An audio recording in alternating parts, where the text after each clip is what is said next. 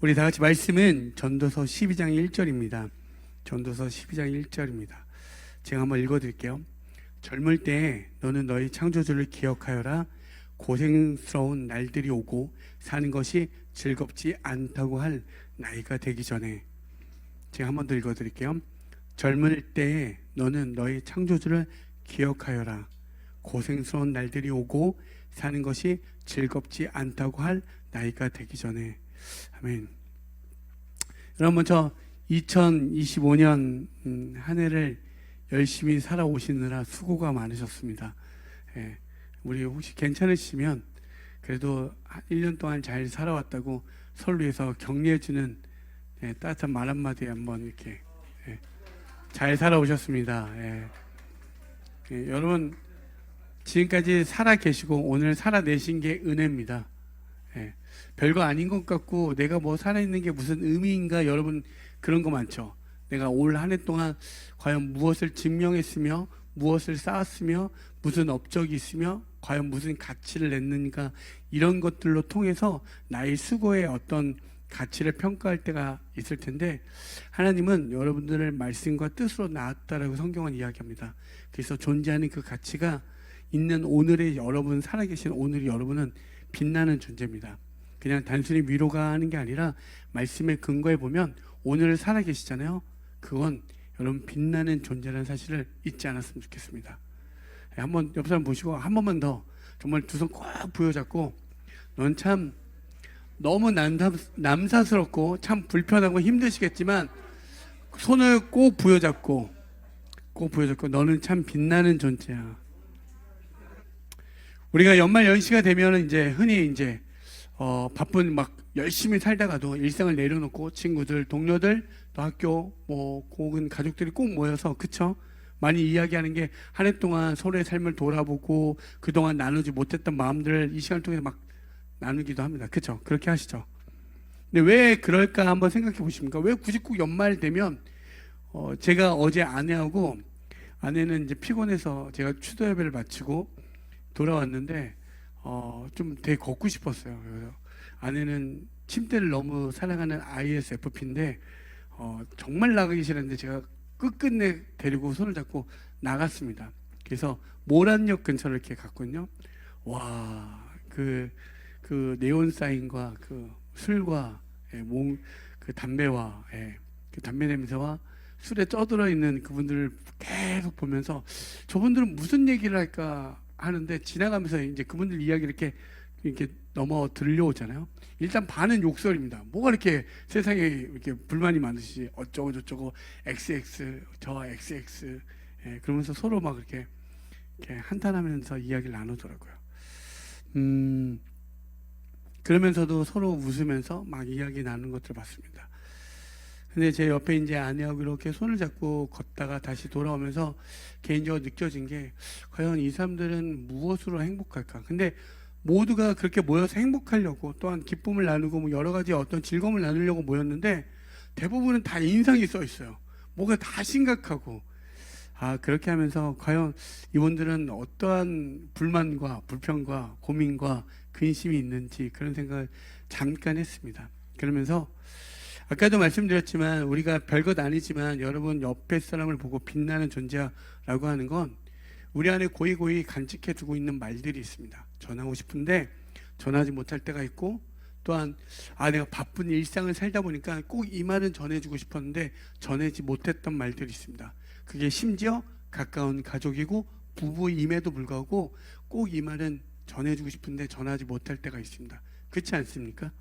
그래서 우리는 특별히 어떠한 시간과 때를 만들어서 그것들을 전하려고 하는 경우가 있습니다.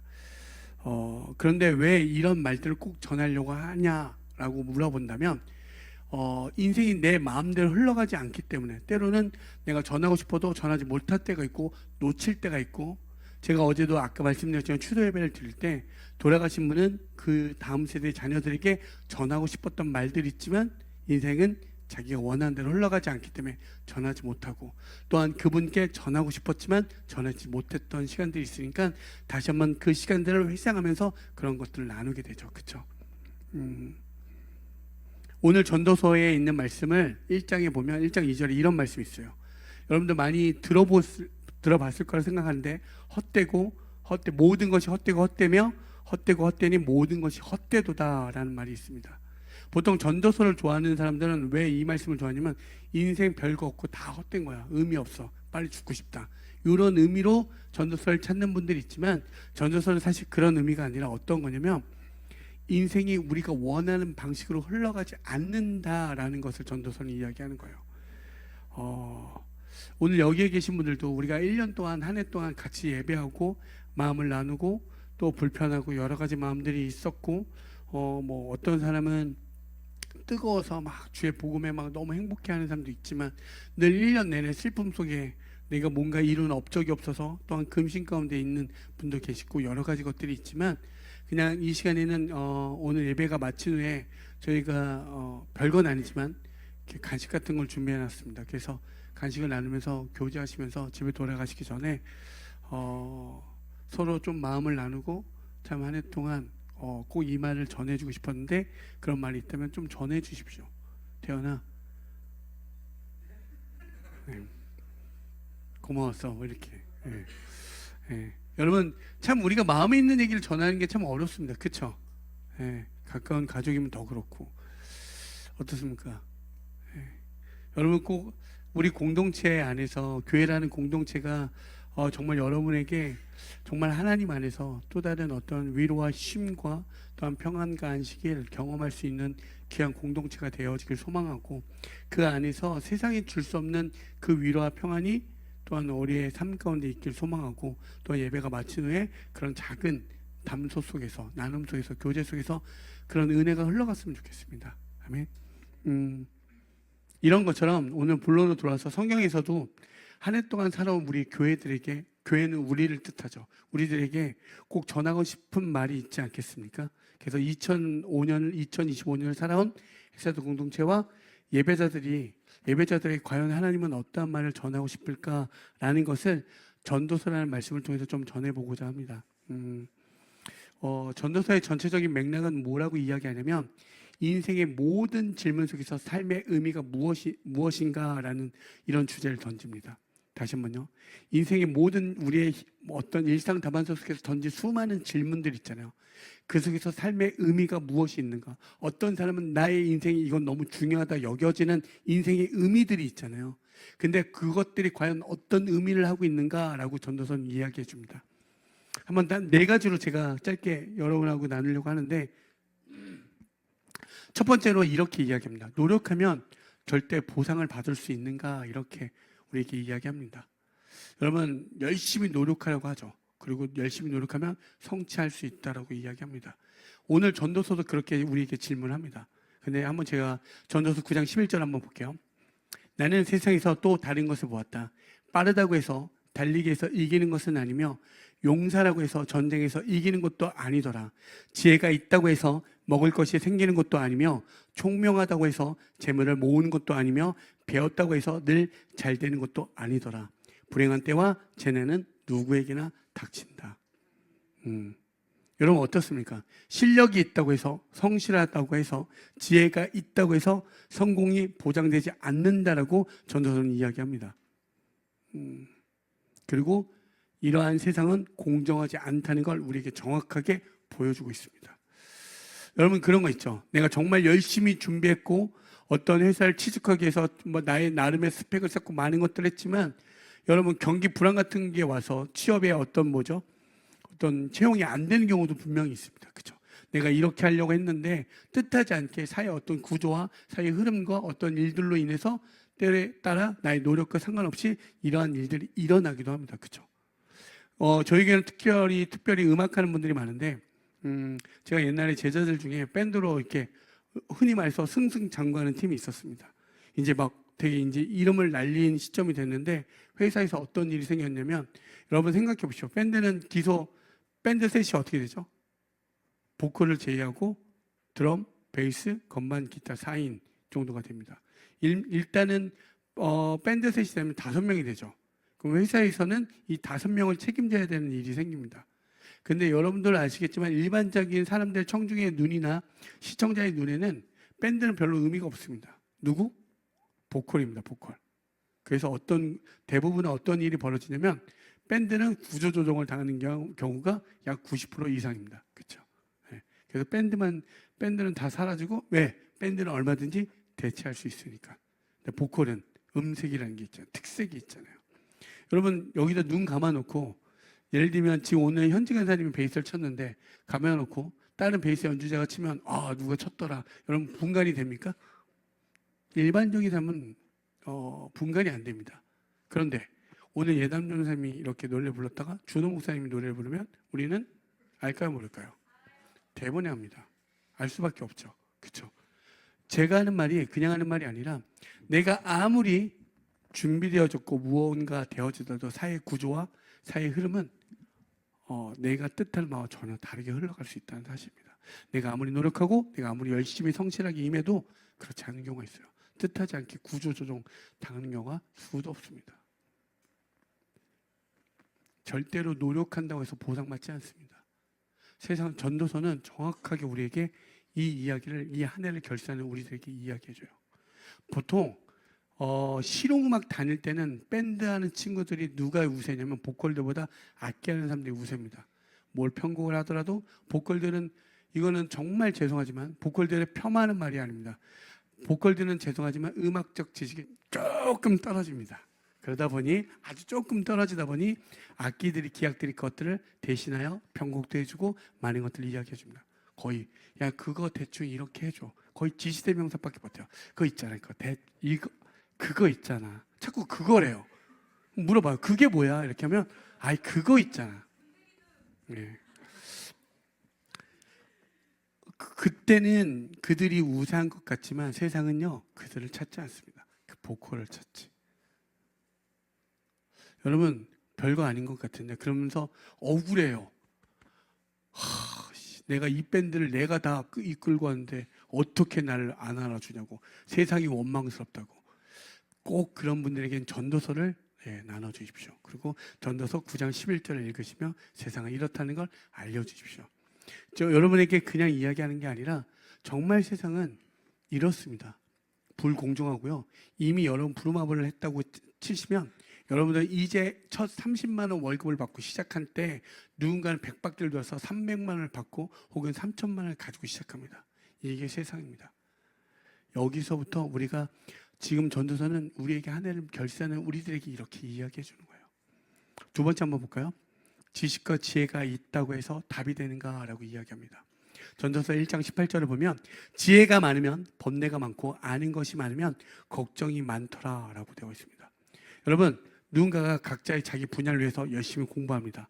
어떤 준학사, 학사, 석사 혹은 박사까지 자기 분야를 열심히 공부하고 그 분야를 위해서 최선을 다합니다. 여러분 많이 알면 알수록 어떤 마음의 평안과 안정과 기쁨이 찾아오십니까? 여기 석사하신 분들이 많은데 어때 마음의 난 대학교 석사까지 하고 나니까 마음의 평안과 안정이 찾아오십니까? 아니요. 더 큰 내일에 대한 두려움이 있습니다. 더 큰 불안과 어떤 공포가 엄습해 옵니다. 근데 거기에 또 어떤 일이 벌어지는 줄 아십니까? 전공과 무관하게 유튜브, 주식, 코인 이것으로 성공한 사람들을 보면 여러분 어떤 생각이 드십니까? 왜 나는 안 되지? 왜 일이 안 풀리지? 끊임없이 걱정과 번뇌로 가득하지 않습니까? 여러분 내가 무언가를 아무리 이루려고 노력하고 한다 해도 쟤는 분명히 실력이 없는데 말빨로 혹은 외모로 나보다 인기 많은 유튜버들 많이 보시죠? 그죠? 왜 나는 안 되고 쟤는 되지? 끊임없이 비교하고 우리는 걱정과 근심으로 가득합니다. 그죠? 또 하나 세 번째 전도서는 우리에게 이렇게 이야기해요. 계략과 성취가 너희들에게 만족을 주는가 이렇게 이야기해요. 전도서 1장 8절을 보면 만물이 다 지쳐 있음을 사람이 말로 다 나타낼 수 없다. 눈은 보아도 만족하지 못하며 귀는 들어도 차지 않는다. 여러분 참 말씀이 그 옛날 쓰였던 말씀이죠. 오늘날 우리의 사회와 별반 다르지 않게 너무 관통하여 동일하게 이야기하고 있습니다. 한번 보시죠. 여러분 한번 보시죠. 쇼츠, 릴스 최소 딱 여는 순간 몇 분 보십니까? 나는 딱 1분, 한 10분만 보면 좀 질린다 하시는 분. 쇼츠, 릴스 한 10분만 보면 좀 질려서, 난 안 보게 되더라. 책을 보게 되더라. 그죠? 이러신 분이 있어요? 네.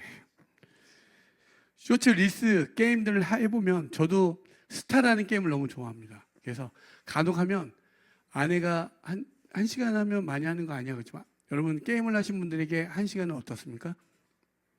너무 짧은 시간입니다. 지금 이제 뭐예요? 이제 컴퓨터를 켜는 시간과 같은, 예. 그건 이해하지 못하는, 예. 근데 여러분, 분명히 우리에게 재미와 스트레스를 풀게 하지만 어떻게 되죠? 그게 매일 되어지면 오히려 공허함만 찾아옵니다. 아무리 보고 아무리 보아도 나에게 만족감을 주지 못합니다. 끝없이 계속 반복되어 내려가게 됩니다. 여러분, 지옥이라는 게 다른 게 아닙니다. 여러분, 지옥을 연상할 때 어떤 불구덩이가 아니라 끝없이 반복되는 떨어짐 있죠. 그게 지옥이에요. 하나님 없는 끊임없이 반복되는 거. 절대로 채워지지 않는 그 상태. 그렇죠? 또 볼까요, 여러분?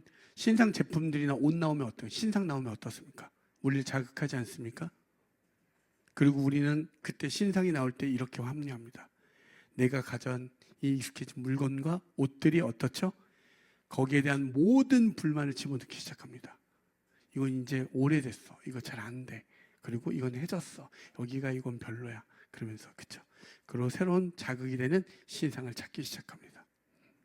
여러분, 순간은 쾌락을 우리에게 줄지 모르지만 영원한 공허함만 찾아준다는 사실입니다. 성경은 정확하게 그래요. 연애는 어떻습니까? 연애. 대부분 안타깝게도 젊을 때 우리가 만나는 만남은 어떻죠?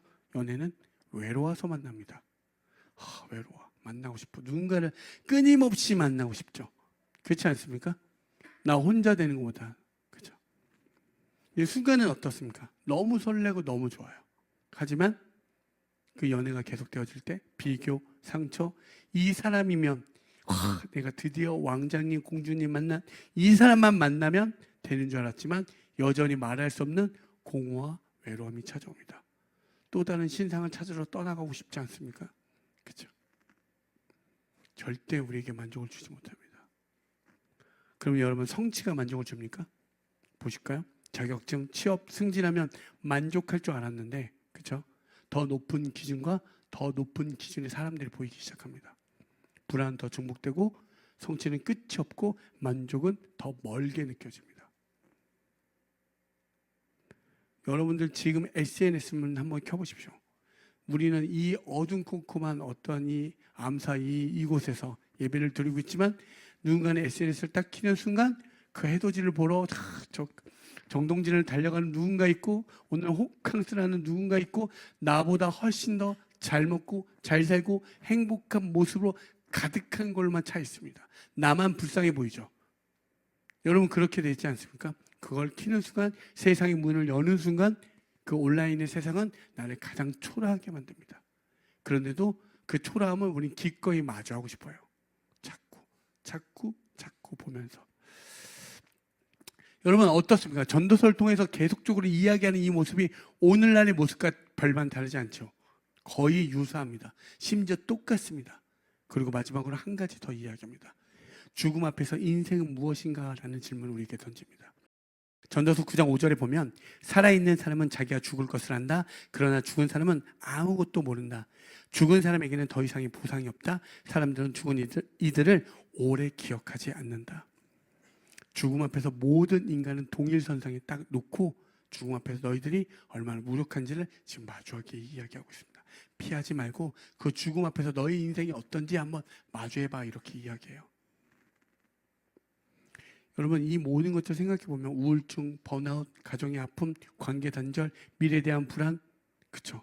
그럴 때 어떤 생각이 듭니까? 내가 뭘 잘못했기 때문에 이런 일이 일어날까? 이렇게 수없이 질문하지 않습니까? 도대체 내가 무엇을 잘못했기에?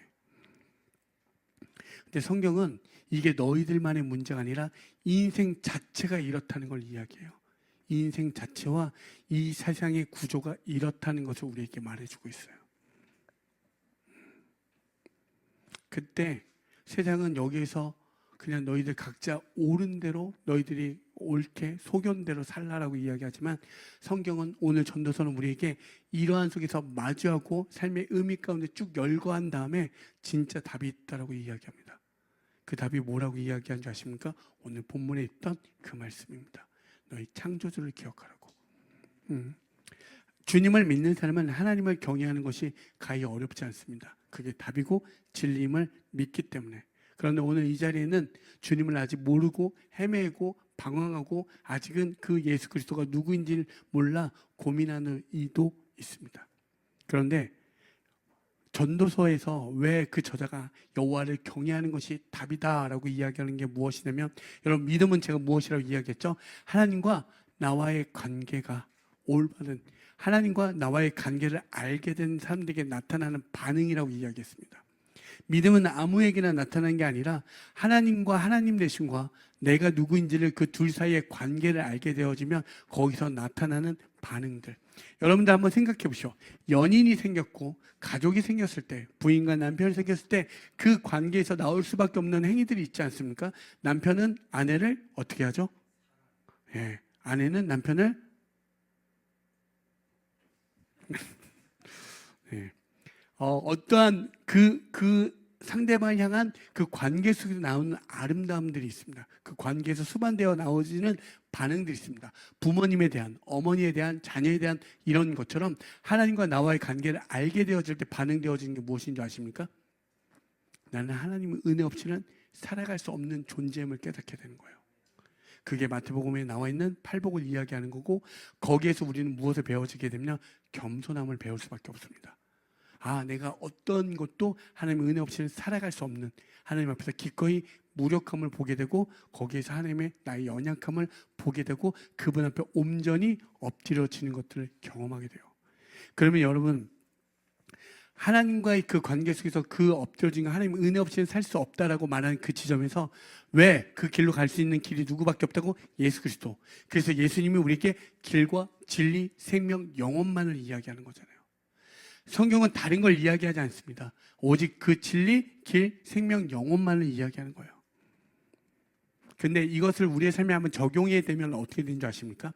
아까 같은 그 수많은 질문 가운데 진짜 하나님과 그 관계가 올바라지면 우리에게 나와는, 나에게 적용되는 그 삶은 어떻게 되어져? 노력이 중요하지만 절대적이지 않다는 걸 배우게 됩니다. 노력이 중요하다는 걸 알고 있지만 그것이 내 삶에 절대적이지 않구나, 이것을 깨닫게 돼요. 그리고 실패했다고 해서 내 인생이 실패한 게 아니구나 라는 것을 또 알게 되어지고요. 성공하지 못해도 인생이 성공하지 못해도 그 인생은 실패한 게 아니라는 것을 깨닫게 됩니다. 왜? 그분 앞에서 겸손함을 배우고 나의 기회와 때는 하나님 손에 있음을 보게 되고 나라는 존재는 성취가 아니라 하나님 안에 속해 있음을 보게 된다는 사실입니다.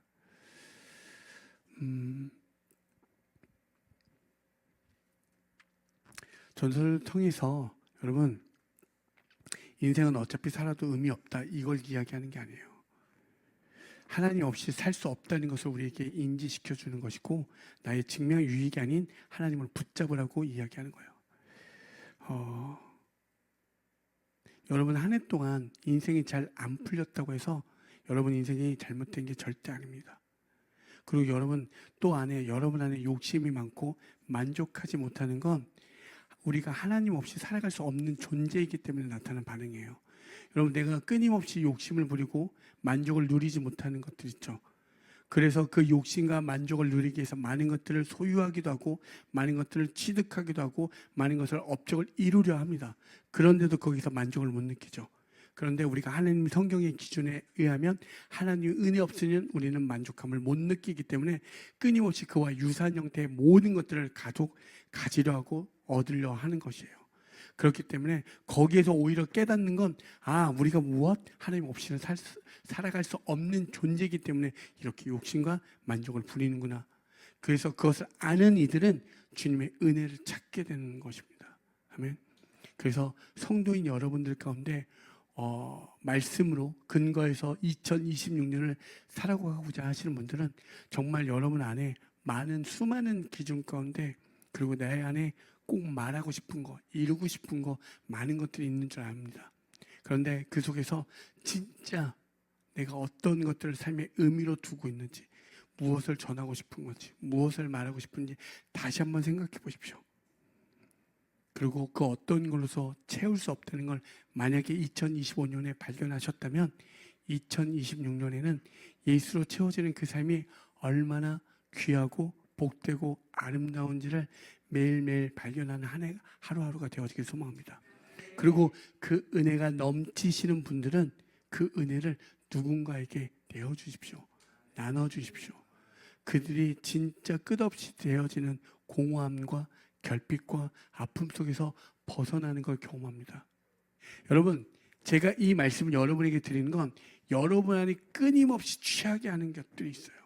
절대 이것만큼은 안 된다 여겨지는 거 있습니다. 나는 진짜 남자가 없으면 안 되고 난 여자가 없으면 안 돼 라고 하는 분들이 있어요.